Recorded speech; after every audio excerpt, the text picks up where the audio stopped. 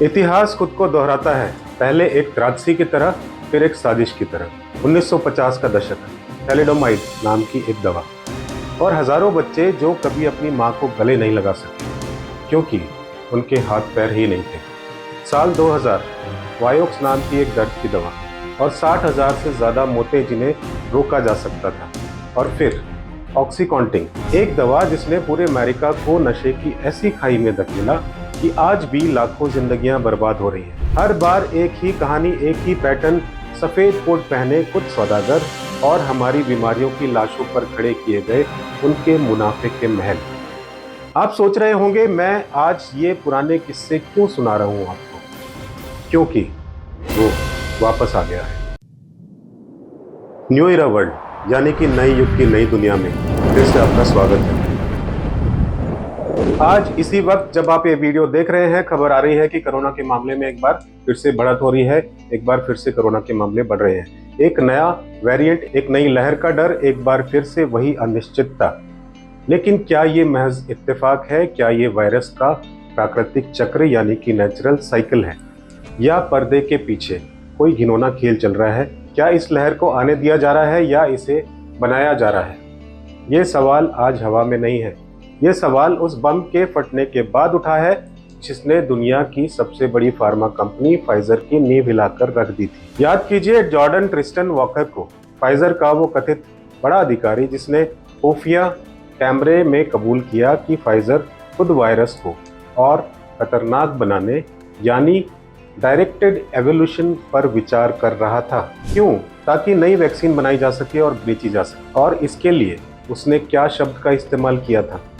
Cash cow, यानी कि दुधारू गाय। जिस महामारी ने हमारे अपनों को हमसे छीन लिया वो उनके लिए दुधारू गाय है। ये शब्द नहीं है, ये इंसानियत की लाश पर गिद्धों की दावत का ऐलान है। बेशक फाइजर ने इन आरोपों को खारिज कर दिया, सफाई दी, लेकिन जब दुनिया ने सवाल पूछे तो वीडियो बनाने वाला पत्रकार, उस पर हमला हुआ, उस पर हमला किया गया, उसे धमकाया गया। क्यों? सच में इतनी ताकत होती है क्या? दोस्तों गलती मत कीजिएगा, ये कहानी सिर्फ फाइजर की नहीं है, ये उस फार्मा माफिया की कहानी है जिन्होंने हमारे सिस्टम को अपनी गिरफ्त में ले लिया है। क्या आप जानते हैं कि फार्मा कंपनियां दुनिया में सबसे ज्यादा पैसा जो है लॉबिंग पर खर्च करती है, यानी नेताओं और नीतियों को खरीदने पर।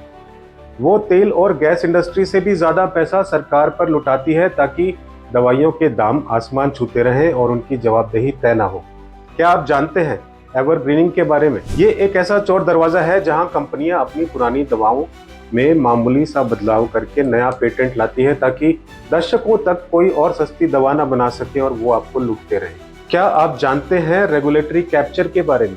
ये वो घिनौना खेल है जहां सरकारी संस्थाओं में बैठे अधिकारी जो सिस्टम पर नजर रखने के लिए हैं, रिटायरमेंट के बाद उन्हीं फार्मा कंपनियों में करोड़ों की नौकरी ले लेते हैं जिनकी वो निगरानी कर रहे थे। सोचिए जरा, ये एक मकड़ जाल है, एक गहरा घातक मकड़ जाल जिसमें सरकारें, नियामक संस्थाएं और कंपनियां सब शामिल हैं। और इस जाल में फंसे कौन है? आप और हम। वो हमें जाति में उलझाएंगे, वो हमें धर्म पर लड़ाएंगे, वो हमें राजनीति में बांट देंगे। क्यों? ताकि हम कभी एकजुट होकर उनसे ये सवाल ना पूछ सके कि जिस कैंसर की दवा की लागत 100 रुपये आती है वो 1 लाख में क्यों बिकती है। ताकि हम उनसे ये ना पूछ सके कि जब कोई नई लहर आती है तो क्या उनकी तिजोरियां भरने लगती हैं। आज ये सिर्फ एक वीडियो शेयर करने की बात नहीं है, ये एक वैचारिक आज़ादी की लड़ाई है। ये लड़ाई है अपने दिमाग को उन जंजीरों से आज़ाद करने की जो उन्होंने खबरों, विज्ञापनों और डर से बना दी है। उठिए और सवाल पूछिए, अपने डॉक्टर से पूछिए, अपने नेता से पूछिए और सबसे पहले अपने आप से पूछिए कि आप क्या हैं? इन कंपनियों के लिए ग्राहक या इस देश के जागरूक नागरिक? इस आवाज को दबने मत देना, इस सच को मरने मत देना, इसे हर घर, हर फोन तक पहुंचा दो। ये एक चिंगारी है, इसे आग बना दो, क्योंकि जब नागरिक जाग जाता है तो सबसे बड़ी सल्तनतें भी कांप उठती हैं। सच की इस लड़ाई में आप किसके साथ हैं? सोचिएगा जरूर। तब तक सावधान रहें, सवाल पूछते रहें और याद रखें, आप भेड़ नहीं, इंसान हैं। प्रणाम।